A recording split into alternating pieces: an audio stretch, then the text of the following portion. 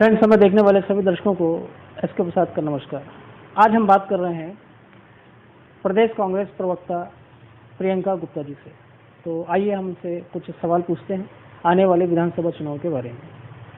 नमस्ते मैम, हम ये जानना चाह रहे हैं अपने चैनल के माध्यम से कि 2019 के लोकसभा इलेक्शन के बाद केंद्र सरकार के जितने भी फैसले रहे हैं, अगर किसी पार्टी ने विपक्ष के तौर पर सबसे ज्यादा आवाज बुलंद की है तो आपकी पार्टी कांग्रेस रही है। बिल्कुल, आप मान रहे हैं, यही इसके लिए बहुत बहुत धन्यवाद।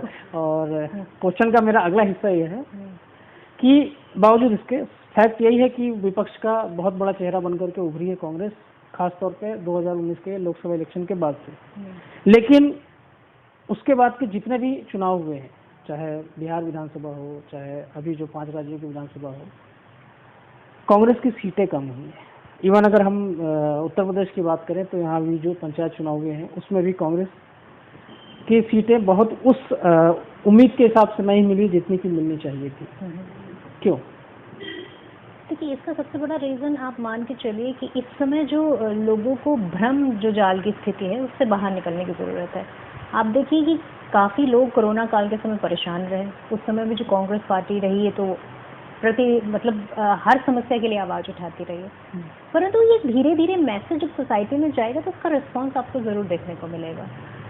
अब इस समय आप कुछ जो चुनावों की बात करें तो मैं समझती हूँ कि अभी हमारे लिए जो समय है वो हम अपनी मेहनत से और अपनी जो एक लगन होती है कि जनता की आवाज़ को उठाना, उनकी समस्याओं को लाना, तो ये हमारा काम है।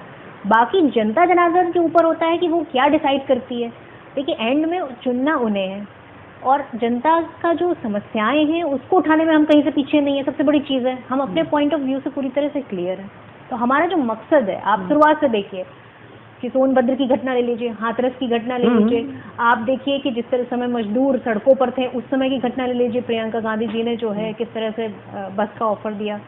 और फिर उसके बाद आप देखिए कि किस तरह से जो है निषाद जो थे उनकी रोजी रोटी, उनकी नाव तोड़ी गई। तो इन सारी समस्याओं को लेकर, चाहे तो आप महंगाई की समस्या को देखिए, जिससे आम आदमी अब काफ़ी परेशान है। महंगाई की समस्या एक विकराल रूप ले चुकी है, चाहे वो गैस के बढ़े हुए दाम हो, चाहे खाने के तेल के बढ़े हुए दाम हो, या पेट्रोल डीजल के बढ़े हुए दाम हो। सब तरह से जो है सरकार ने बिल्कुल आफत मचा रखी इस समय। और आप समझिए कि कोरोना काल के समय जब राहत देने की बात आती है, बिजली की बिल में कटौती की बात आती है, तो सरकार पता नहीं जो है अपने आप को उस तरह से रिप्रेजेंट नहीं कर पा रही है जिस तरह से वो आई थी ना, अब बहुत ही महंगाई की मार, अब की बार फलाने की सरकार। तो कहाँ है वो, उनका एजेंडा कहाँ है? तो ये चीज़ लोगों को समझ में आएगी, समय लगेगा पर समझ में आएगी, क्योंकि जो वादे किए गए, जो जुमले दिए गए, वो कहीं से भी पूरे होते नजर नहीं आ रहे हैं। ना ही आप रोजगार की बात करिए तो रोजगार आप देखिए, चाहे उत्तर प्रदेश हो चाहे पूरा देश की बात करें, किस तरह से जो है रोजगार की समस्या संकट आ खड़ा हुआ। कोरोना काल में अगर आप स्वास्थ्य सुविधाओं को लेकर बात करिए तो स्वास्थ्य सुविधाएं कहाँ हैं, किसको मिली? ऑक्सीजन देने में हम फेल रहे, जबकि हम ऑक्सीजन प्रोड्यूस करने के लिए अच्छा प्रोडक्शन है हमारा, फिर भी हम फेल रहे। मतलब तो बहुत सारी चीजें थी जो हर जगह लूप होल नजर आया, तो वो जनता को दिखेगा। आप देखिए, चाहे गंगा में जो लाशें तैर रही थी, ये बहुत बड़ा जो आप देखिए कि इंटरनेशनल मीडिया में किस तरह से इसको क्रिटिसाइज किया गया। तो ये सारी चीजें हैं जो जनता को समझ में आई। तो हम ये कह सकते, मतलब आपकी बातों के हिसाब से हम ये, हमारा काम, एक विपक्ष का काम क्या होता है? विपक्ष का काम होता है कि जो दबे हैं, जो कुचले हैं, जिनकी आवाज सरकार तक नहीं पहुंच पा रही, उनकी आवाज को बुलंद करना। लेकिन सरकार जो कर रही है ना, वो ये कर रही है कि आप अगर आवाज उठाएंगे, इस समय अगर कोई पत्रकार आवाज उठाना चाहता है तो उसकी आवाज दबा दी जाती है, उसके ऊपर कई तरह की धाराएं लगा दी जाती है। तो आप सवाल पूछने के भी आप स्थिति में नहीं है आज की सरकार में। तो आपके कहने का मतलब है कि जनता धीरे धीरे इन चीजों को, आपकी बातों को धीरे धीरे समझेगी। आप देखिए कि जो राम मंदिर है उसकी ट्रस्ट में जो जमीन खरीदी जाती है, 2 करोड़ की जमीन खरीदी जाती है और कुछ ही मिनटों के बाद जो है वो 18 करोड़ में हो जाती है। आप उस पर सफाई दे रहे हैं, आप एक पार्टी हैं, आप एक ट्रस्ट चला रहे हैं, उसके बाद आप ये सफाई दे रहे हैं कि नहीं, वो जो कुछ हुआ सही हुआ। आप उन पर कार्रवाई नहीं करना चाह रहे हैं, जबकि आप देखिए साफ साफ उसमें जो है घोटाला दिखता है। किसी समय प्रधानमंत्री की प्रबल दावेदारों में मायावती जी का नाम आता था। आज उन मायावती जी की बहुजन समाज पार्टी कुछ विधायकों तक सीमित रह गई है। इस चीज को आप आपकी पार्टी कैसे समझती है? क्या आपकी पार्टी के लिए अच्छी खबर है या इसका अर्थ कुछ और है? नहीं, देखिए हमारी पार्टी से उनकी पार्टी का कोई ऐसा कुछ राय से मतलब नहीं है, बट सबसे बड़ी चीज़ ये है कि जहाँ आवाज़ उठाने की बात आई, जहाँ पे दलितों की, जहाँ पे उनके अधिकारों की, हाथरस की बच्ची की बात आई, तो कहाँ थी? आपने आवाज़ ही नहीं उठाई अपने लोगों की, जो आप पर विश्वास करते हैं, जिनके लिए आपको काम करना है। आप कहीं नहीं, आप विपक्ष की भूमिका में ही नहीं है। जब आप विपक्ष की भूमिका में नहीं तो लोगों को तो समझ में आएगा ही। आखिर जनता कब तक आपको जो है अपना अगर आपको नेता मानती है तो आप उनकी आवाज़ उठाएं, उनके भले के लिए काम करें। आम आदमी पार्टी की सक्रियता उत्तर प्रदेश में जी। क्या लगता है, ये आपकी पार्टी के लिए अच्छी खबर है कि बुरी खबर है? देखिए, हम अपनी पार्टी और अपनी पार्टी के एजेंडे पर पूरी तरह से जो है क्लियर हैं कि हमारा काम है, चाहे वो कोरोना काल का समय हो, लोगों को ऑक्सीजन मुहैया कराना हो, या फिर आप बेटियों की सुरक्षा की बात हो या महंगाई की बात हो, जिस तरह से भी जो हो सकता है, हम अपने देश की जो जनता है, जो अपने प्रदेश की जनता है, उसकी आवाज़ को बुलंद करने में लगे हुए हैं। नहीं, मेरा सवाल ये था कि आपको लगता है कि उनके आने से आपकी चुनौतियां बढ़ेंगी? नहीं, बिल्कुल कोई चुनौती नहीं। चुनौतियों का क्या मतलब है?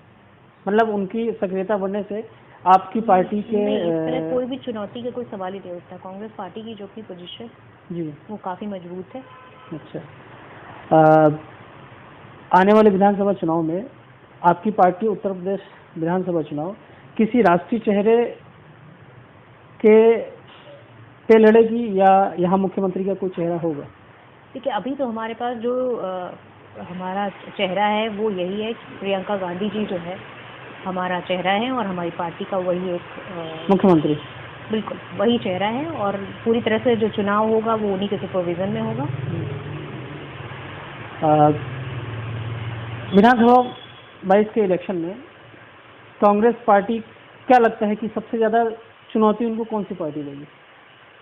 देखिए, पार्टियों में चुनौती की बात नहीं है। इस समय हम जिससे फाइट कर रहे हैं वो सबसे बड़ी चीज़ है। हम जो फाइट कर रहे हैं वो हम एक सत्ताधारी पार्टी है जो आप मान के चलिए जो आज की डेट में आवाज़ उठाने वालों की आवाज़ दबा रही है, और साथ में जो आम जनता है, जो हमारी मीडियम क्लास फैमिलीज हैं, जो मध्यम वर्गीय है, उनके ऊपर जितना बोझ डाल रही है, हमारी लड़ाई उनसे है कि आप अगर कुछ वादे करके आए थे, आप उन्हें रोजगार नहीं दे पाए, आप उन्हें नौकरियां नहीं दे पाए, आप उन्हें जो है बेटियों को सुरक्षा नहीं दे पाए, आप जो है महंगाई कम नहीं कर पाए, और आप आज पेट्रोल के जब दाम बढ़ते हैं तो आप क्या एक्सक्यूज़ देते हैं? आप एक्सक्यूज़ देते हैं कि जो है ये इंटरनेशनल मार्केट देखिए। इससे पहले आपको याद होगा जब ये सत्ता में नहीं थे तो पेट्रोल के रेट बढ़ते थे तो ये साइकिलों पर निकलते थे।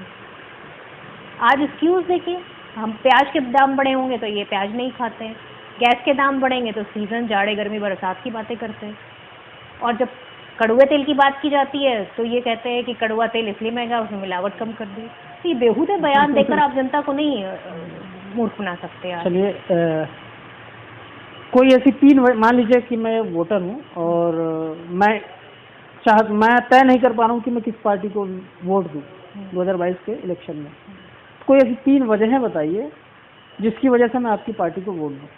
देखिए, सबसे बड़ी वजह यही है कि जनता के मुद्दों पे बात करना और दूरदर्शिता सबसे बड़ी चीज़ है। कि आप देखिए किस तरह से राहुल गांधी जी ने पहले ही बोल दिया था कि कोरोना जो है, जिस समय आप नमस्ते ट्रम्प कर रहे थे उस समय आप कोरोना पे ध्यान नहीं दे रहे थे, फिर आप एक बिना सोचे समझे बिना प्लान तरीके से आप जो है लॉकडाउन लगाते हैं, और फिर दूसरी लहर में देखिए किस तरह से इन्होंने जो है लापरवाही की।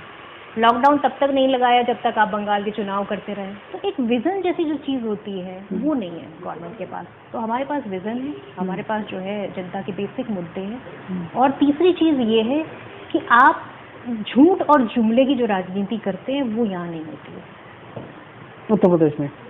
नहीं, कांग्रेस पार्टी में। अच्छा, कांग्रेस पार्टी जो वादा करेंगे वो हम निभाते हैं, और अगर आपको लगता है कि आप झूठ बोलकर कि हाँ हम आपको 2 करोड़ रोजगार देंगे, या फिर हम जो है पेट्रोल के बड़े दाम कम कर देंगे, जब डॉलर का रेट जो है गिरता था बढ़ता था तो ये कहते थे कि जो है इस देश की प्रतिष्ठा दांव पर लगी हुई है, प्रतिष्ठा गिर रही है। तो ये सारी चीज़ें जो है झूठ और जुमले की राजनीति करने वाले लोगों से अब देश उठ चुका है। तो इन्हीं 3 चीज़ों पर वोट दिया जाएगा। हमसे बात करने के लिए बहुत बहुत धन्यवाद। दर्शकों, हम आज बात कर रहे थे प्रदेश कांग्रेस प्रवक्ता प्रियंका गुप्ता जी से। नमस्कार। जय हिंद, जय भारत।